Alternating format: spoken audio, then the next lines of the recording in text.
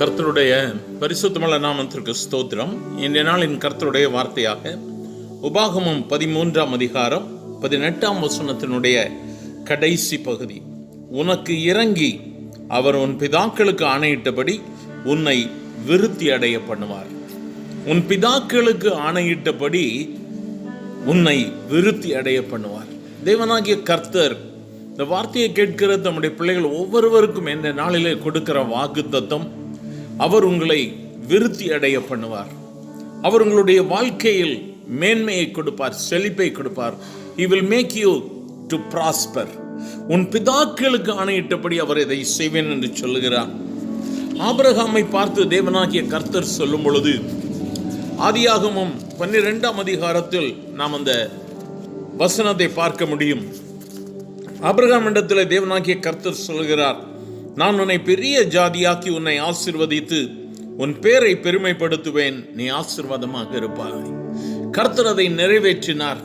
வாக்குத்தத்தத்தை நிறைவேற்றி தம்முடைய பிள்ளைகளுக்கு அவைகள் ஆம் என்றும் ஆமேன் என்றும் இருக்கும்படியாக அதை செய்திருக்கிறார். இந்த வார்த்தைகளை கேட்கிற அருமையான தேவ பிள்ளையை இந்த நாளிலும் கர்த்தர் மீண்டுமாக உனக்கு ஞாபகப்படுத்துகிறார். உன் பிதாக்களுக்கு அவர் கொடுத்த ஆணை, உன் பிதாக்களோடு கூட உனக்கு ஏற்படுத்தின உடன்படிக்கை, அவர் நிச்சயமாக உண்மை உள்ளவராக இருந்து உன்னை விருத்தி அடைய பண்ணுவார். 1 நாளாகமம் 11ஆம் அதிகாரத்தை வாசிக்கும் பொழுது, தாவீது நாளுக்கு நாள் விருத்தி அடைந்தான். சேனைகளுடைய கர்த்தர் அவனோடு கூட இருந்தார். கர்த்தர் தாவீதோடு கூட இருந்தது நிமித்தமாய் அவன் அனுதினமும் விருத்தி அடைய ஆரம்பித்தான்.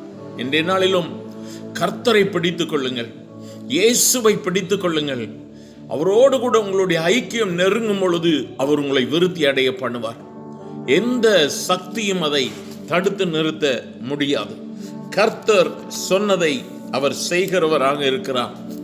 துன்பத்தின் பாதையில் சென்ற எசேக்கியா தேவனை நோக்கி கதறுகிறான், கண்ணீர் விடுகிறான். வேதம் சொல்லுகிறது, உன் விண்ணப்பத்தை கேட்டேன், உன் கண்ணீரை கண்டேன்.